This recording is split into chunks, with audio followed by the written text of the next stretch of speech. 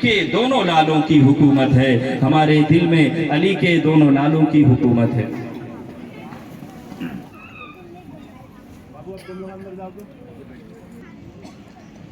باوقار علماء ذوی الاحترام، محترم سامعین و حاضرین، السلام علیکم ورحمۃ اللہ وبرکاتہ۔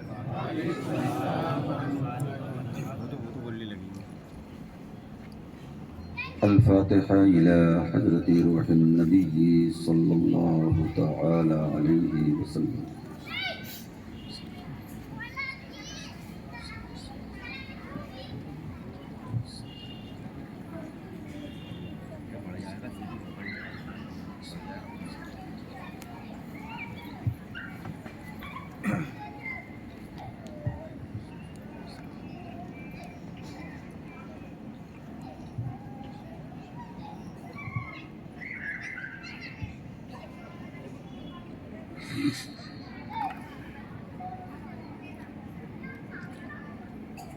یا الہی ہم کو شاہان خدا کا فیض دے، مصطفیٰ کا فیض دے، مشکل کشا کا فیض دے۔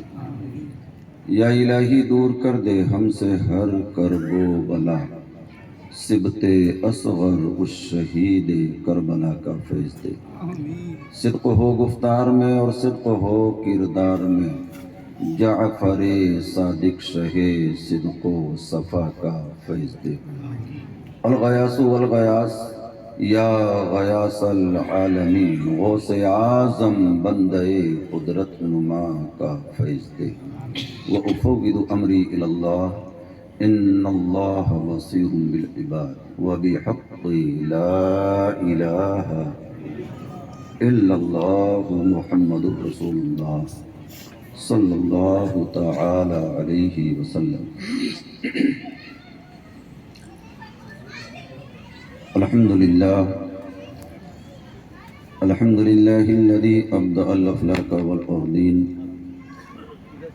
والصلاة والسلام على سید الانبیاء والمرسلین، وعلى آلہ وصحبہ اجمعین، اما بعد فاعوذ باللہ من الشیطان الرجیم، بسم اللہ الرحمن الرحیم۔ الرحمن علم القرآن، صدق اللہ مولانا العظیم، صدق وبلغ رسوله النبی الامین المتین المبین الکریم، ونحن على ذلك لمن الشاہدین والشاکرین، والحمد للہ رب العالمین۔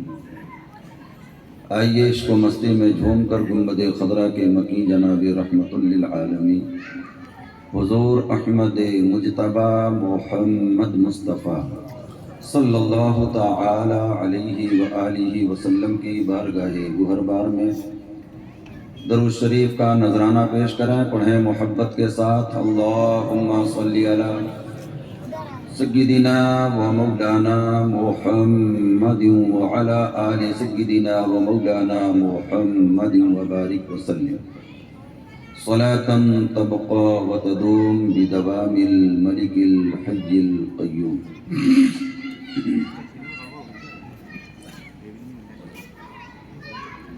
ہماری فکر جو کچھ ہے، ہماری فکر جو کچھ ہے، فقط میرے بیاں تک ہے۔ ہماری فکر جو کچھ ہے، فقط میرے بیاں تک ہے، مگر سرکار کا جلوہ مکاں سے لا مکاں تک ہے۔ مگر سرکار کا جلوہ مکاں سے لا مکاں تک ہے، اور کوئی اندازہ کر سکتا نہیں اس گل کی عظمت کا، کوئی اندازہ کر سکتا نہیں اس گل کی عظمت کا۔ کھلا جو ہے مدینے میں، مگر خوشبو یہاں تک ہے۔ کوئی اندازہ کر سکتا نہیں اس گل کی عظمت کا، کھلا جو ہے مدینے میں مگر خوشبو یہاں تک ہے، اور فراز عرش اعظم یا فضائے لامکاں تک ہے، خدا ہی جانے ان کی منزل رفعت کہاں تک ہے۔ فراز عرش اعظم یا فضائے لامکاں تک ہے، خدا ہی جانے ان کی منزل رفعت کہاں تک ہے۔ خدا خود نور، قرآن نور، محبوب خدا نوری۔ خدا خود نور، قرآن نور، محبوب خدا نوری۔ خدا جانے یہ نوری سلسلہ پہنچا کہاں تک ہے۔ خدا جانے یہ نوری سلسلہ پہنچا کہاں تک ہے۔ اور شجر بولا، حجر بولا، قمر نے شک کیا سینہ۔ شجر بولا، حجر بولا، قمر نے شک کیا سینہ۔ شہ لولاک کی عظمت کا قائل بے زباں تک ہے۔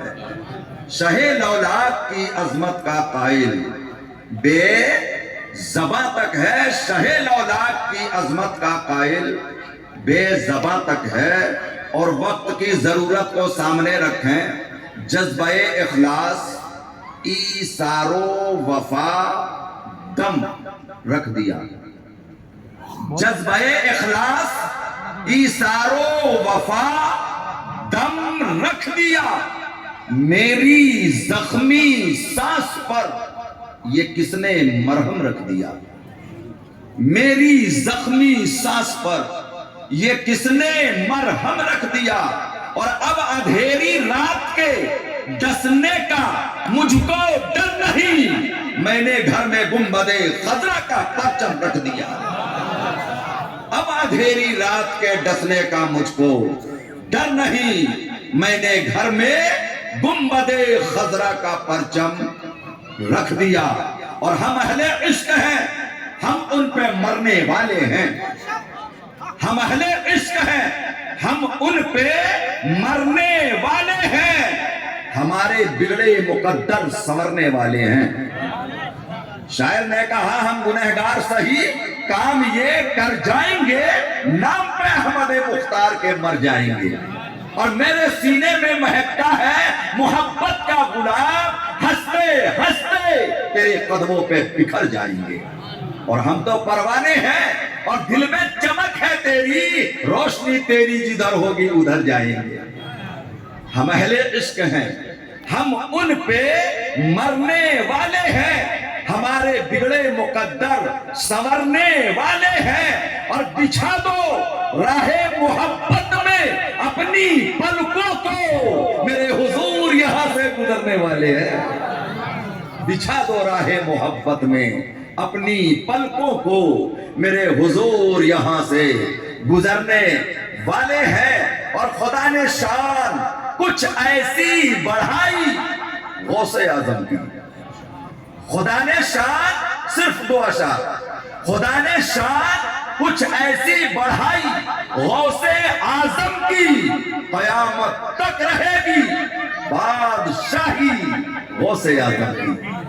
قیامت تک رہے گی بادشاہی غوث اعظم کی۔ اور بنا دیتے ہیں چوروں کو قطب ابدال پل بھر میں، خدا جانے کہاں تک ہے رسائی غوث اعظم کی۔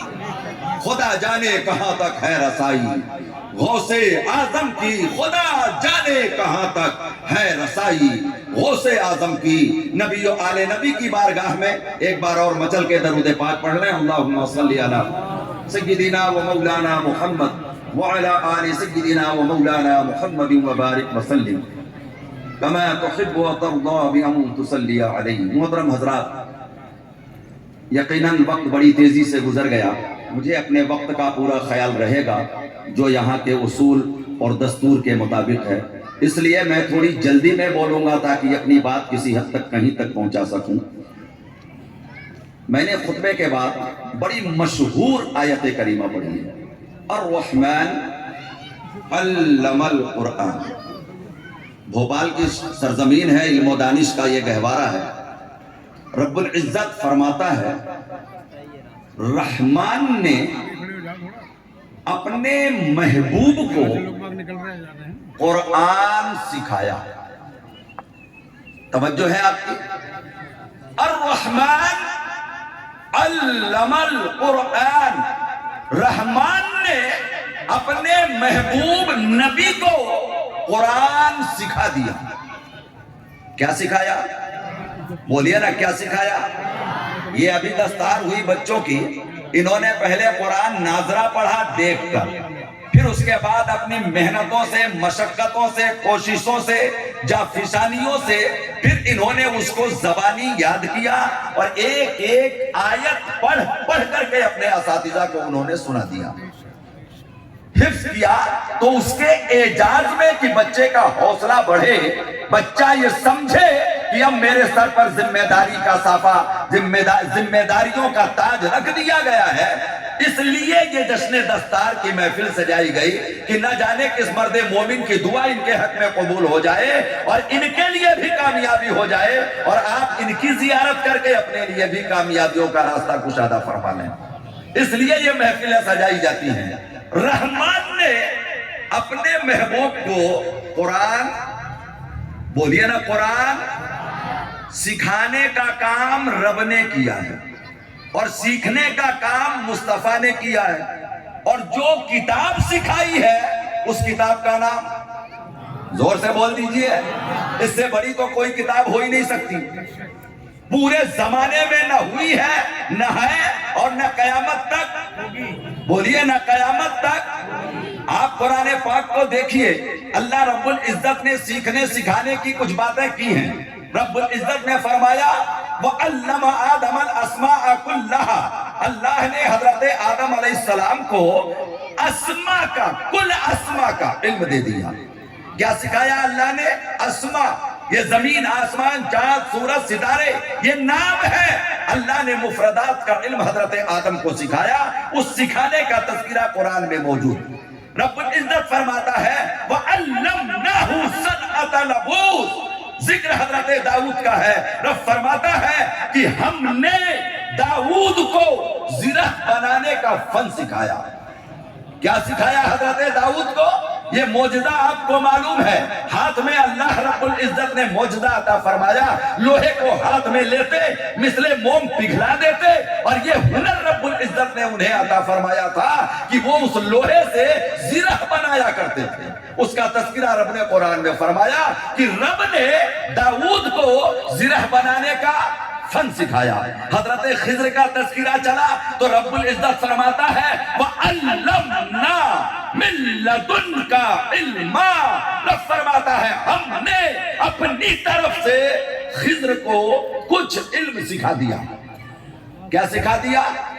کچھ علم سکھا دیا. اور بھی مثالیں ہیں. حضرت آدم کو اسماء کا علم سکھایا.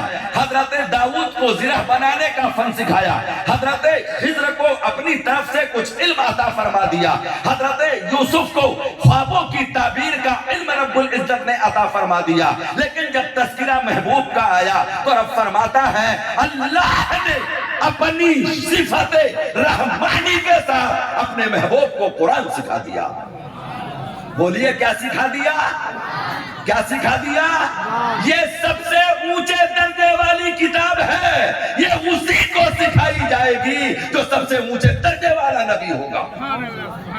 اس سے پہلے قرآن کی ضرورت نہ تھی. حضرت آدم کا زمانہ ابتدائی تھا تو مفردات کا علم دیا گیا، اسماء کا علم دیا گیا. انسانیت نے ترقی کیا تو صحیفے اتار دیے گئے. انسانیت عروج کو پہنچنے لگی تو توریت نازل کر دی گئی، زبور اتارا گیا، انجیل نازل کی گئی. لیکن جب انسانیت اپنے انتہائی کمال کو پہنچی تو رب العزت نے ہدایت بھی منتہائی کمال کو پہنچا دیا. اس محبوب سے بڑا کوئی محبوب نہیں اور اس کتاب سے بڑی کوئی، اس قرآن سے بڑی کوئی کتاب نہیں. رحمان نے محبوب کو بول دو کیا سکھایا. ایک بات کہہ کے میں آگے بڑھ جاؤں اپنے موضوع کی طرف. رحمان نے اپنے محبوب کو کیا سکھایا؟ قرآن. کیا سکھایا؟ بار بار اس لیے اس کا نام لے رہا ہوں کہ سیکھا ہے تو رب کا شکر ادا کیجئے، اور قرآن پڑھنا نہیں سیکھا ہے تو سیکھنے کی کوشش کیجئے، اس لیے کہ یہ وہ کتاب ہے جسے رب سکھا رہا ہے اور محبوب پیغمبر سیکھ رہے ہیں۔ قرآن سکھانا یہ سنت کبریہ ہوئی، بولیے نا کس کی سنت ہوئی ہے؟ رب نے سکھایا، قرآن سکھایا، سکھانا سنت کبریہ، اور قرآن سیکھنا سنت مصطفیٰ۔ بولو نا سنت مصطفیٰ۔ قرآن سکھانا سنت مولا ہے اور قرآن سیکھنا سنت محمد عربی ہے۔ اسی لیے آقا ارشاد فرماتے ہیں خیرکم من تعلم القرآن وعلمہ، جو تم میں بہتر وہ ہے جو قرآن سیکھے اور قرآن۔ بار بار سنتے ہیں آپ، یہ سنت خداوندی ہے، سنت مصطفی ہے۔ پھر آقا نے کیا سکھایا؟ صحابہ کی جماعت ہے، آقا کیا سکھاتے؟ قرآن۔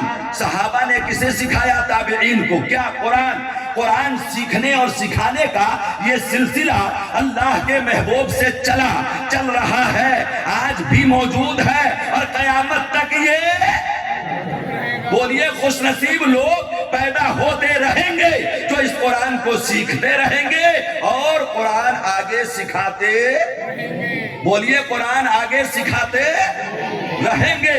اللہ نے محبوب کو جو کتاب سکھائی وہ قرآن ہے۔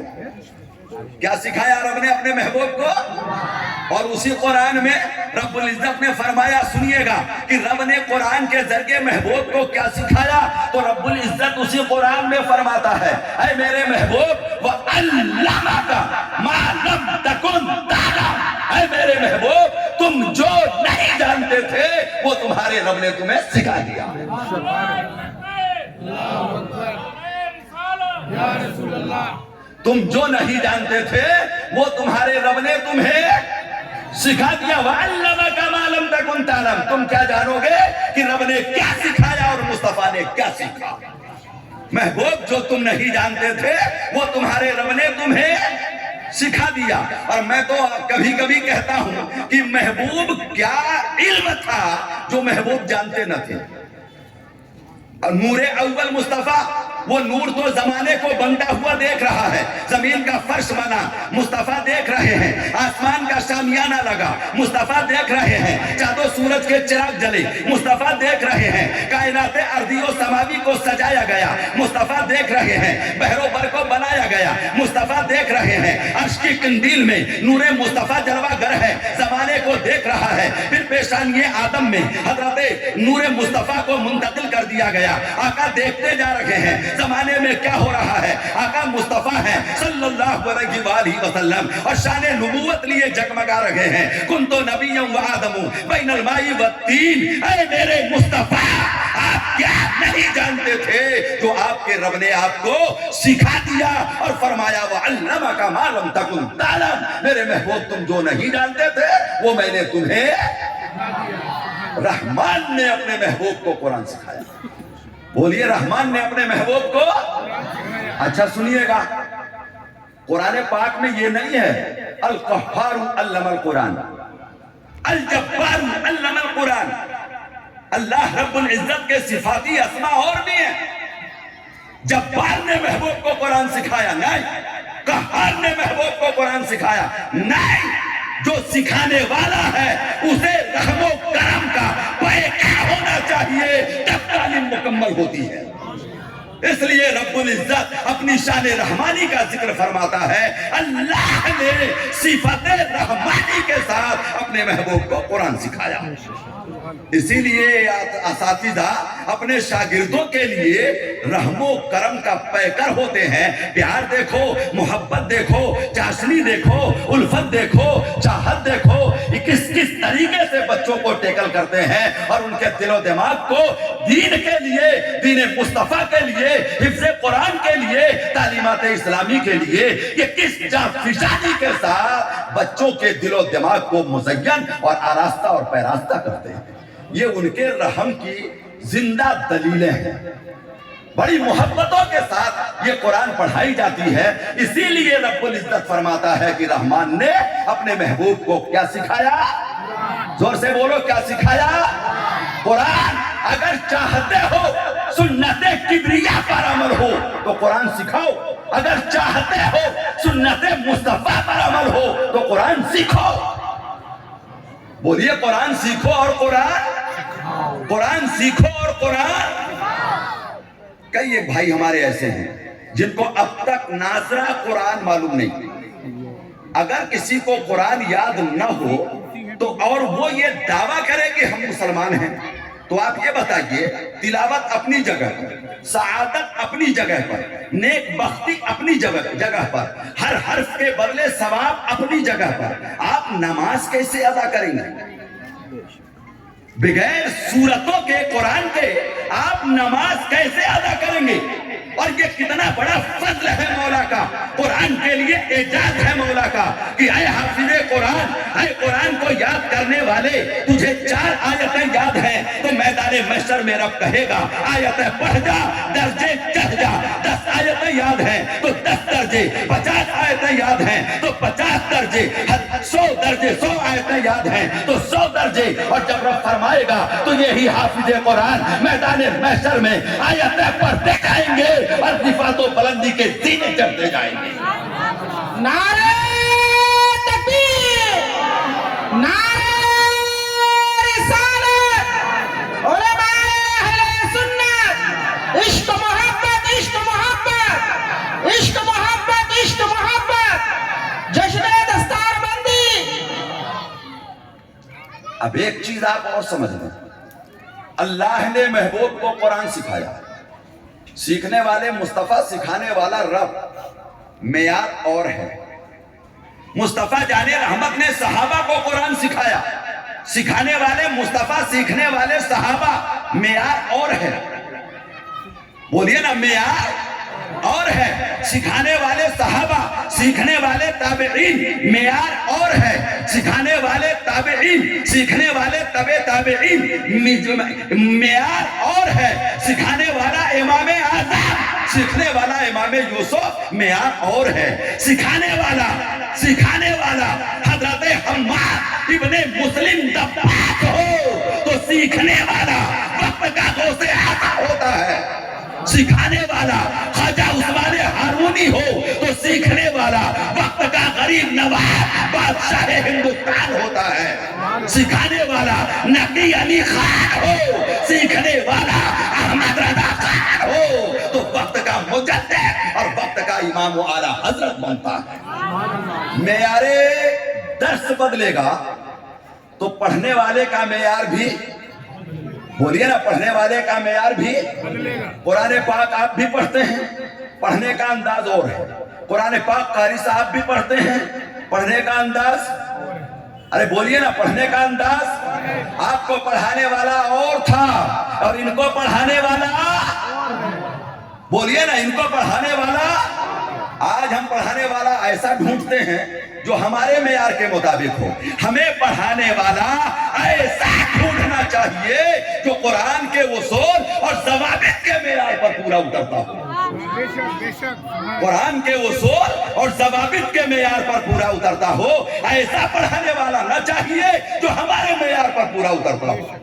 ہمارے جیب کا معیار بڑا ہلکا ہے تو ہم کسی بھی ایرے غیرے کو اٹھا کے لے آئے. ایرے غیرے سے مانا اس کی توہین نہیں ہے، یعنی کم پڑھے لکھے کو اٹھا کر کے لائے. وہ ہمارے بچوں کو پڑھا رہا ہے، نہ قواعد کا پتہ ہے، نہ حروف کی ادائیگی کا پتہ ہے، وہ قرآن پڑھا رہا ہے. حقیقت یہ ہے کہ بجائے ثواب کمانے کے، سمجھ میں آ رہی ہے آپ کے، اگر قرآن کو قرآن کے اصولوں سے پڑھو تو ثواب ہے، اور قرآن کو قرآن کے اصولوں سے ہٹ کر کے پڑھو اور پھر امید رکھو ثواب کا.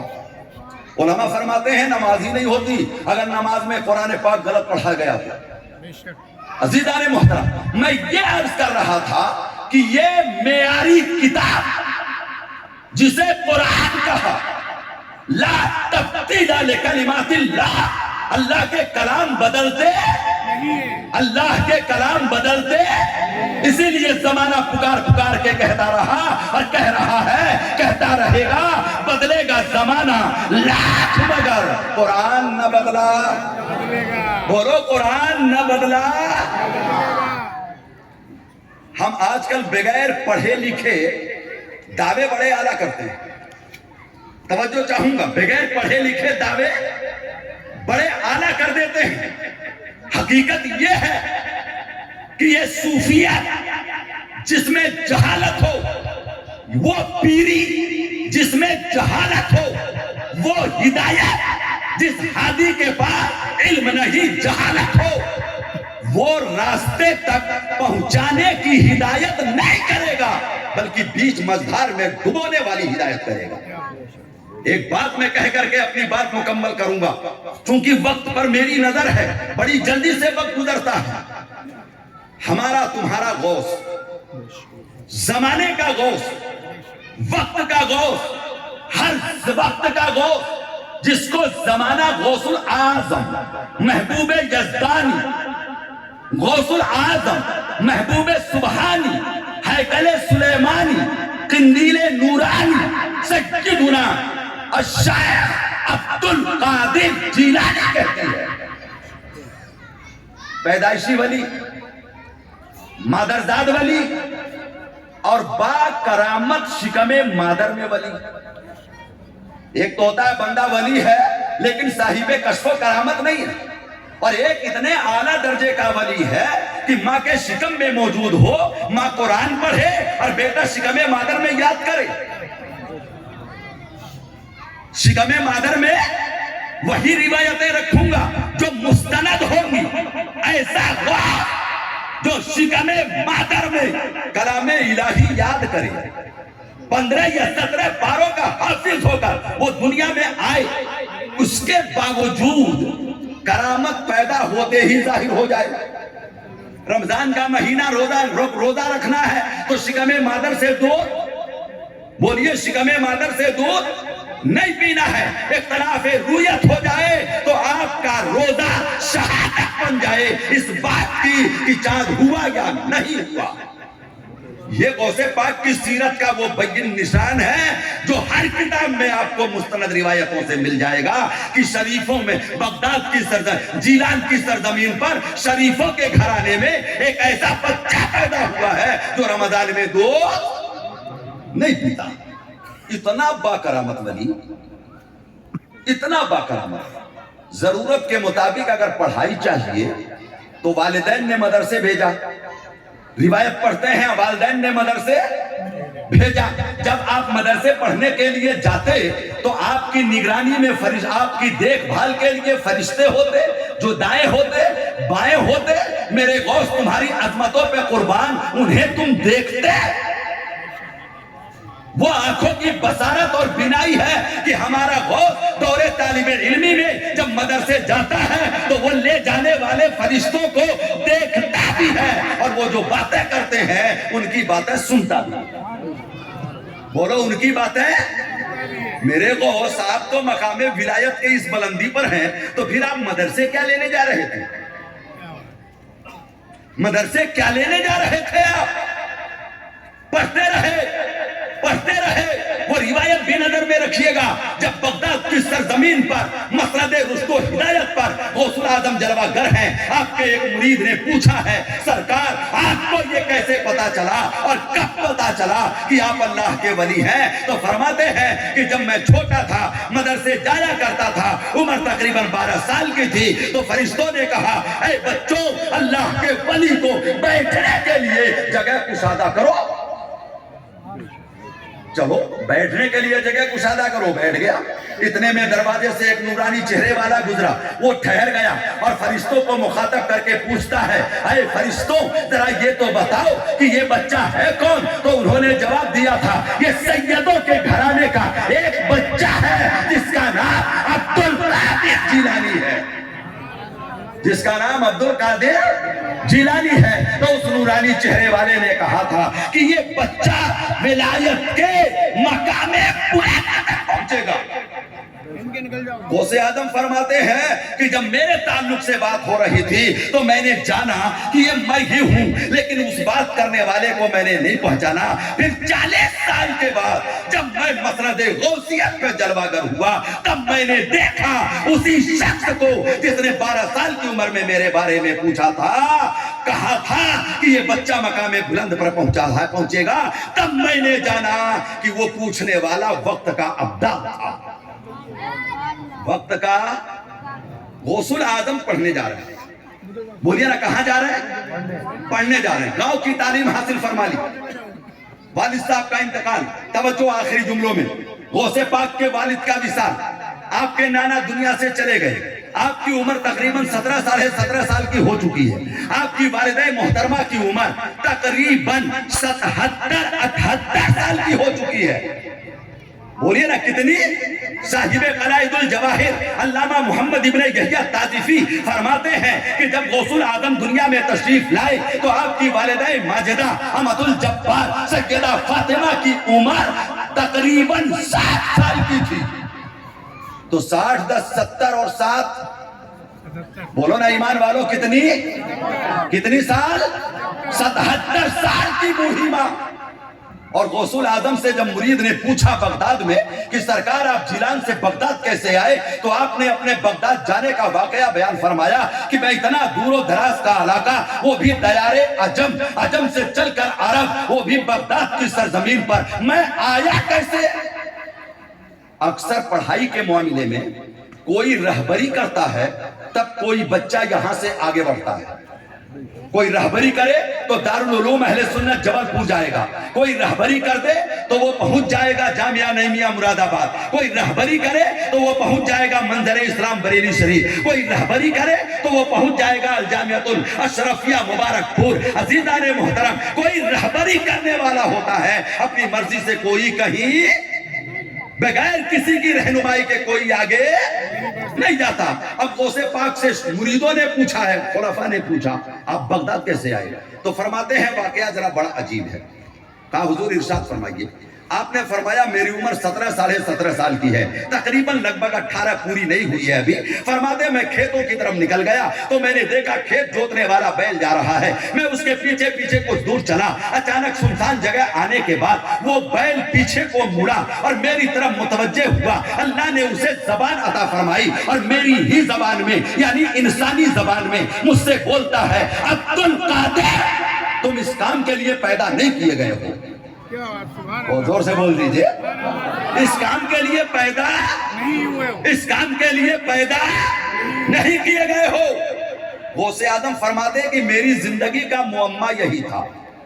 पहेली जानते हैं आप? मेरी जिंदगी की यही पहेली थी। जब से होश में आया, बच्चों की तरफ जाऊं तो आवाज आई, अब्दुल कादिर तुम इस काम के लिए पैदा नहीं किए गए हो। मैं पलट के देखूं तो बोलने वाला नजर नहीं आया। मैं बिस्तर पे सो जाऊं तो आवाज आए, अब्दुल कादिर मेरे पास आओ। और जब मैं मुंह खोल के देखूं तो बुलाने वाला मुझे नजर नहीं आए।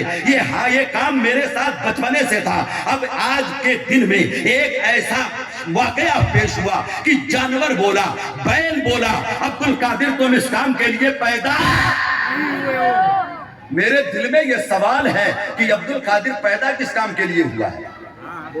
अब्दुल कादिर किस काम के लिए पैदा हुआ है? आप तो समझ रहे हो कि अब्दुल कादिर किस काम के लिए पैदा हुए थे, इसलिए कि आपकी हिदायत जब जाहिर है। लेकिन उस वक्त में गौसे पाक फरमाते हैं कि ये पहेली थी मेरी जिंदगी कि मैं किस काम के लिए पैदा हुआ हूं। अगर वो मिले तो मैं उससे पूछूं, भाई आवाज देने वाला मिले तो पूछूं ना कि मैं किस काम के लिए पैदा किया गया हूं। इसके बावजूद अब जब एक बोलने वाला नजर आया तो वो बैल, कौन था वो? आपके सामने बैल बोले तो अटैक का वो आखिरी जो दहलीज है ना, वो आपके साथ पेश आएगा कि बैल और बोले, और वो भी इंसानी बोली बोले और नाम लेके आपका बोले, और जो बोली आप बचपने से सुन रहे थे वही बोली बोले। صرف بے ہوش ہو کے گریں گے ہی نہیں، سب ہو جائے گا آپ کے ساتھ۔ غوث اعظم فرماتے ہیں کہ جب میں نے بیل کو بولتا ہوا دیکھا تو میرے دل پر ایک عجیب سی کیفیت طاری ہوئی، ایک عجیب سا خوف جیسا ہوا۔ میں وہاں سے بھاگتا ہوا اپنے گھر آیا، عرفہ کا دن تھا وہ۔ میں اپنے گھر آیا تو سیڑھیاں چڑھتا ہوا مکان کی چھت پہ جا بیٹھا، اور جب میں چھت پہ کھڑا ہوا اور ادھر ادھر جھانکنے لگا تو کیا دیکھتا ہوں، عبد القادر جیلان میں ہے، اور نظر کے سامنے عرفات کا میدان ہے۔ نظر کے سامنے عرفات کا، حجاج کرام کا وہ قافلہ، احرام باندھے ہوئے صحابہ، حجاج کرام کا وہ عجیب انداز جو میدان عرفات میں ہوتا ہے، لبیک لبیک کی صدائیں چل رہی ہیں۔ غوث اعظم کہاں ہے؟ بغداد جیلان میں۔ اور نظر میں کیا ہے؟ بولو نا، نظر میں کیا ہے؟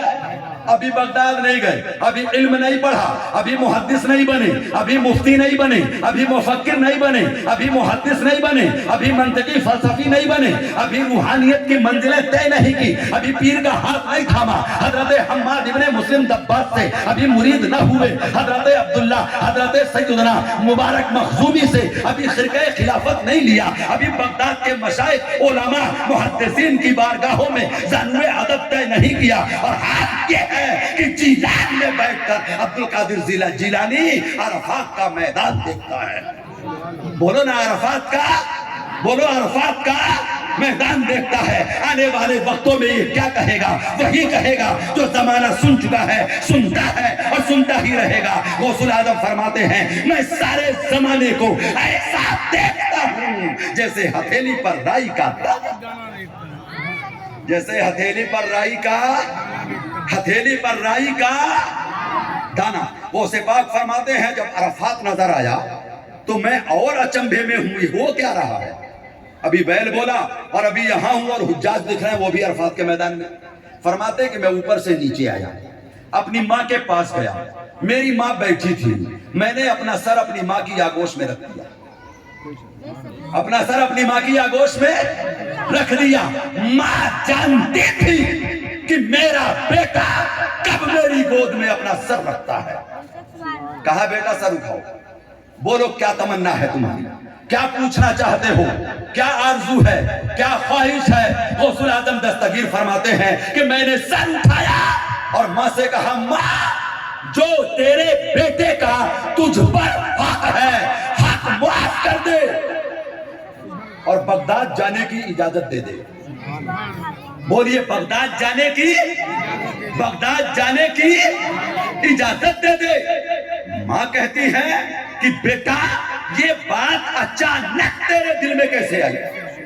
تو آپ نے بیل والا واقعہ اور چھت پر سے عرفات کے میدان کو دیکھنے والا واقعہ سامنے رکھ دیا اور فرمایا ماں جب سے میں نے ہوش سنبھالا ہے یہ آوازیں آتی ہیں، آواز دینے والا نظر نہیں آتا، مجھ سے کہا جاتا ہے عبد القادر میرے پاس آؤ، بلانے والا نظر نہیں آتا، مجھ سے کہا جاتا ہے عبد القادر تم اس کام کے لیے پیدا نہیں کیے گئے ہو، لیکن بولنے والا مجھے نظر نہیں آتا کہ میں اس سے پوچھوں کہ میں کس کام کے لیے پیدا کیا گیا ہوں۔ آج جانور بولا ہے، پھر میدان عرفات نظر آیا ہے۔ ماں میری زندگی معمہ ہے، اس پہیلی کو سلجھانے کے لیے بغداد جاؤں گا، علم پڑھوں گا، گتھیاں سلجھاؤں گا اور ولایت کا ہر معاملہ اپنے نور ولایت سے حل کر دوں گا۔ مجھے بغداد جانے کی اجازت دے دو۔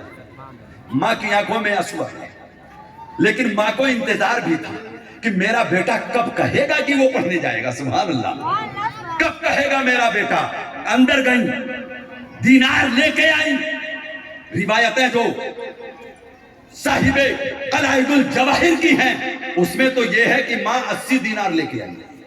فرمایا بیٹا میں نے غریبی میں دن کاٹ لیے، لیکن یہ تیرے باپ کا ترکہ تھا، تیری وراثت ہے یہ، اس لیے اس کو ہم نے سنبھال کے رکھا، بیٹا لے لے۔ آپ فرماتے ہیں میں نے 40 دن کے الگ کر لیا۔ فرمایا ماں یہ میرا ہے اور یہ 40 میرے چھوٹے بھائی کا ہے۔ یہ قلائد الجواہر کی روایت ہے۔ فرماتی ہے والدہ بیٹا انتظار کر، میں تیری تیاری کرتی ہوں، قافلے کا انتظار کرتی ہوں، قافلہ آنے کو تیار ہے۔ اس سے پہلے ماں نے انہی درہموں کو اپنی آپ کی گدڑی میں سل کر کے جاکٹ بنا کے غوث اعظم کو پہنا کے جب رخصت کرنے لگی ماں تو ایک نصیحت کیا تھا، ایک نصیحت، صرف ایک نصیحت جو تاریخ کے بابوں میں ملتی ہے، کیا ہے؟ بیٹا وقت چاہے جیسا آ جائے، زندگی میں کبھی جھوٹ، زور سے بولو، زندگی میں کبھی جھوٹ، ایک نصیحت ماں کی 1,00,000 نصیحتوں پہ بھاری تھی۔ بغداد کی سرزمین پر آپ کے خلیفہ نے آپ سے پوچھا تھا، سرکار آپ کا عروج، آپ کی بلندی، آپ کی منزلیں، آپ کی رفعتیں، آپ کے مقام ولایت میں یہ اونچائیاں، حضور اس کے پیچھے راز کیا ہے؟ فرمایا میری ماں کی نصیحت راز ہے۔ بے شک سبحان اللہ۔ کیا فرمایا آپ نے؟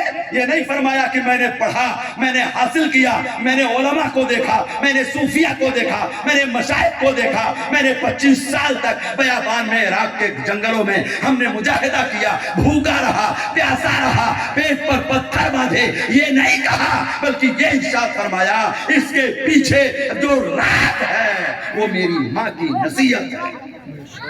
کیا ہے وہ ماں کی؟ بولیے کیا ہے؟ جشن غوث اعظم، غوث الاعظم کانفرنس، یاد غوث اعظم ہم مناتے ہیں، غوث پاک کی نیاز کھاتے اور کھلاتے ہیں۔ اے کاش ایک نصیحت پر ہم اپنی زندگی میں عمل کر کے دکھا دیتے۔ کیا فرمایا؟ بیٹا زندگی میں کبھی جھوٹ مت بولنا۔ اور یہ جملہ کہنے کے بعد ماں نے ایک جملہ اور کہا تھا، کب؟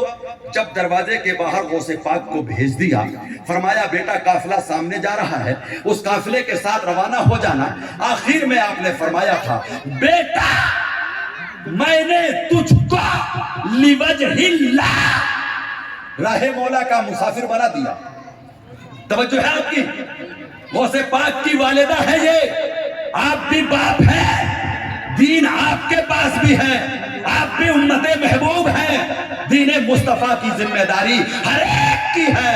آقا فرماتے ہیں طلب العلم فریضۃ علی کل مسلم و مسلمہ، مرد ہو یا عورت ہو، علم دین ہر ایک کی ذمہ داری ہے۔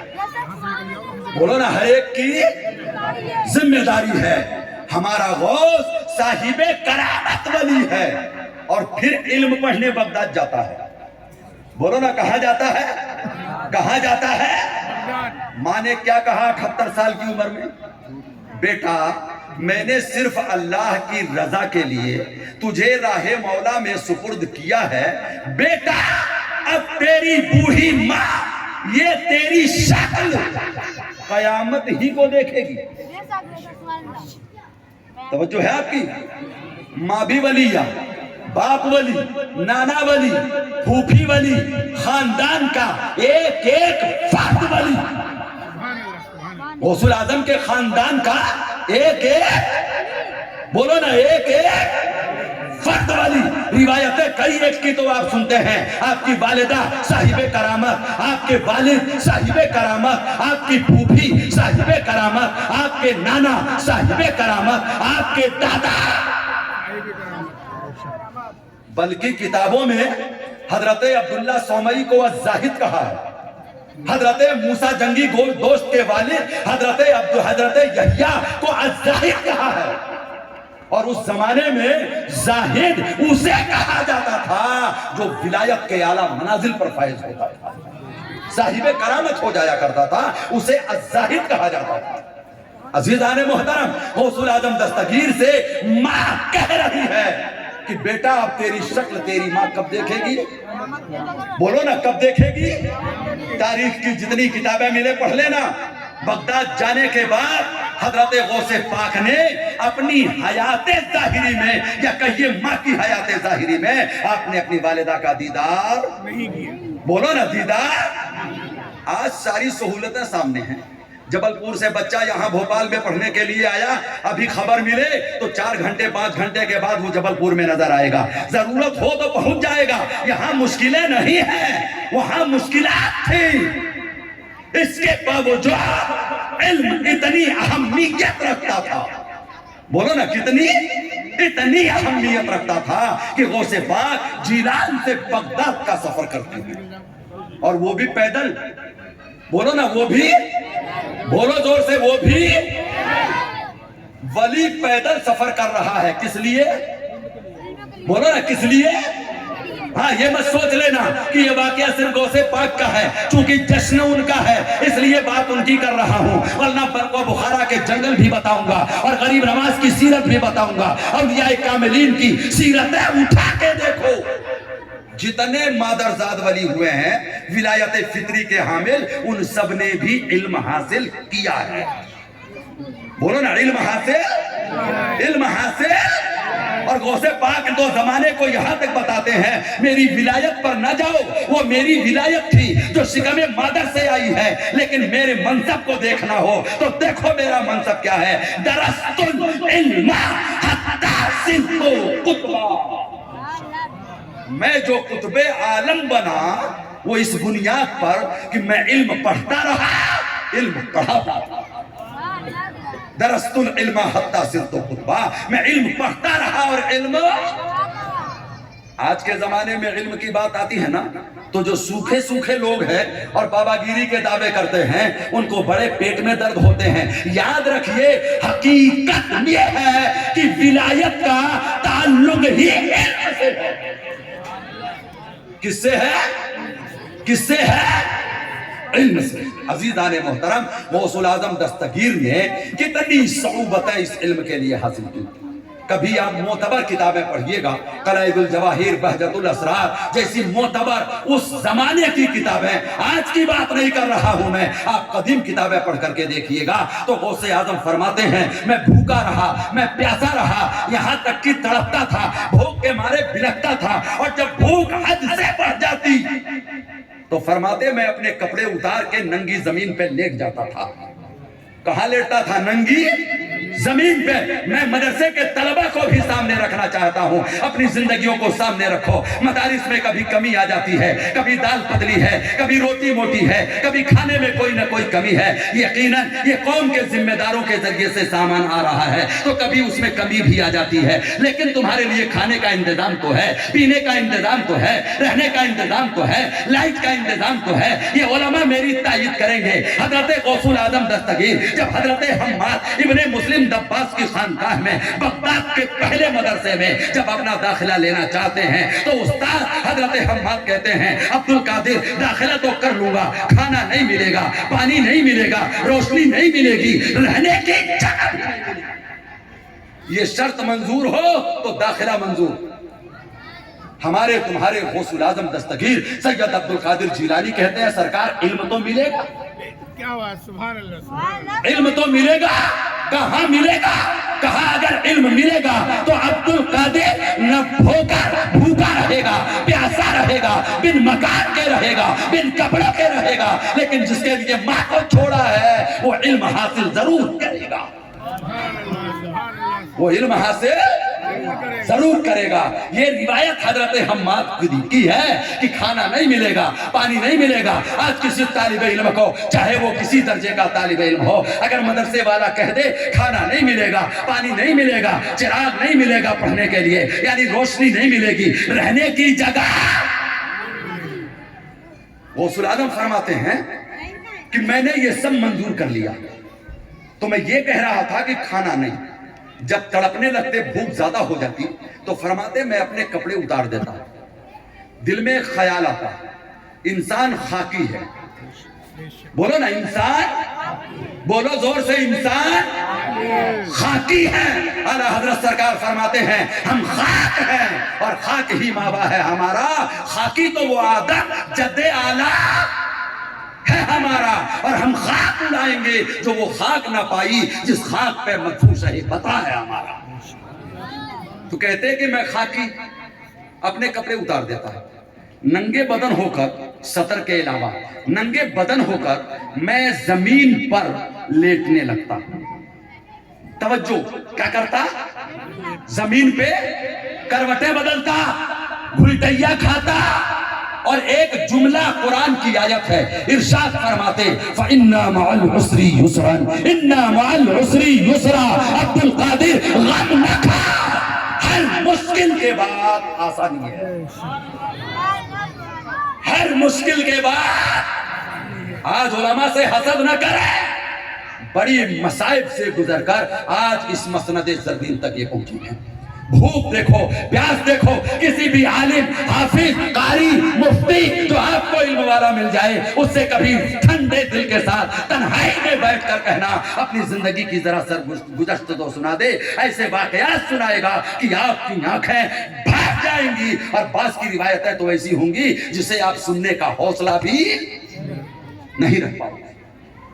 अजीम शायर ने, मुफक्किर शायर ने कहा, मुसीबतों से लरजने वालों, मुसीबतें हैं नकीब इशरत, खिजा का दामन उठा के देखो बहार की ताजगी मिलेगी।